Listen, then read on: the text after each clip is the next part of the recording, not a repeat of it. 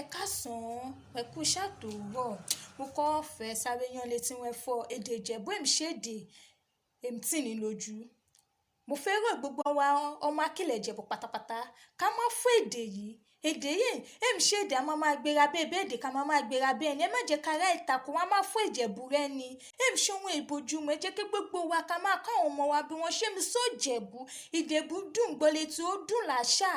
Èdè Ìjẹ̀bú wa rè é sì bí àdé táàlì lè fọ Ìjẹ̀bú wé ẹjọ́ mo dẹ̀ fẹ́ kí wa fọ gbogbo àìsàn ìmúlẹ̀ lórílẹ̀‐èdè Nàìjíríà táwọn olóyìnbó ń pè ní COVID-19 àlùlùgbàdì ẹ̀ láṣẹ Èdùmàrè.